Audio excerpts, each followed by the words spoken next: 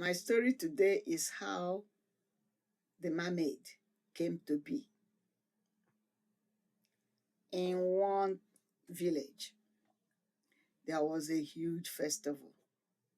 In that festival, the eligible spinsters were supposed to come out and dance. Eligible bachelors would come out and dance, and then they would make their choices of spouses during the dance. There was a beautiful girl, Onwero, with her 3 best friends. They were the best in the village. Everybody was aiming at asking for their hands in marriage. 4 fishes in the river decided to attend that festival. They turned into human beings.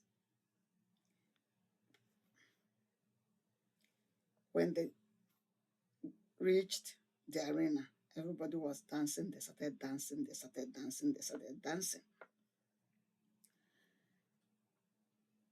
Asa, the African knife fish, chose Onwero for a wife. Onwero fell in love with him, agreed to marry Asa. Okpo chose one of Onwelu's friends. Arera chose one of Onwelu's friends. Aja chose one of Onwelu's friends. And they danced and danced. Towards evening, everybody went home. Onwelu and her 3 friends followed the 4 gentlemen home, not knowing they were fishes.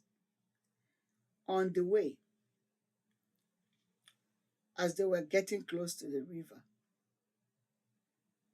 Arera started singing.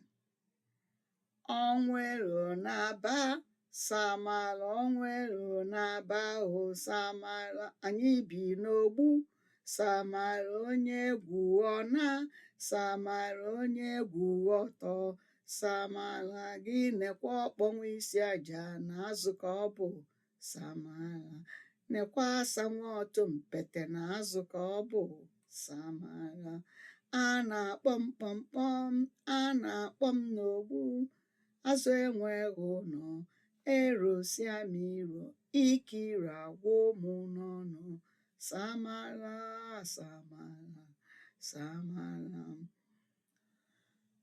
The other 3 girls decided to leave since they were told that these were fishes and not human beings. Onwero insisted on going. Said she was in love with Asa, and Asa was a very handsome gentleman. As they approached the river, Okpo sang for Onwelu. Onwelu na-aba samala, Onwelu na-aba o samala, anyị bi n'ogbu samala, ogwu ọna, samala onye gwu ọtọ, samala gị nekwa ọkpọnwụ isi aja na azụ ka ọ bụ, samala gị nekwa asa nwa ọtụ mpete na azụ ka ọ bụ, samala a na-akpọ m kpọmkpọm, a na-akpọ m n'ogbu, azụ enweghị ụnọ, erosia m iro, ikiri agwụ mụ n'ọnụ, samala, samala, samala. Okpo the catfish jumped into the river and left. Aja sang, jumped into the river and left. Arera sang, jumped into the river and left. Asa, who also had fallen in love with Onwelu, was the one left. But he had a dilemma. He wouldn't be able to survive on the ground. He had to live in the river.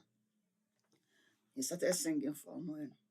Onwelu na-aba samala, Onwelu na-aba o, anyị bi n'ogbu samala onye egwu ọna, onye egwu ọtọ, gị nekwa asa nwa ọtụ mpete na azụ ka ọ bụ, samala gị nekwa asa nwa ọtụ mpete na azụ ka ọ bụ, samala a na-akpọ m kpọmkpọm, a na-akpọ m n'ogbu, azụ enwere ụnọ, erosia m iro, ikiri agwụ mụ n'ọnụ, samala, samala, samala. Onwero refused to go home. He started singing again and again. When he was tired of singing and begging her, he jumped into the river. Onwero herself jumped into the river too, following Asa. When the fishes saw what happened and the river was carrying her towards this cave, they all went under her and lifted her and helped push her into that cave. In the cave, there was water that was from her shoulders under her neck down, but her head was still up above water. So what they did was they started giving her food. Any food they ate, they brought her food, and she was there as I was visiting her and as a fish and was there with her. Before long, her body started turning into that of a fish. She got tails. She got the fish, the fish tail. Then she got the fins, and then she she developed scales up to hand and neck, but the head did not turn because it was not underwater. The moment her whole body turned into fish, she was able to swim with the fishes, and they helped her. She came out of the cave and she started swimming with them.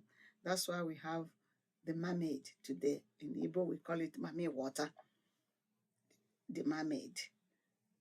That's the end of the story today.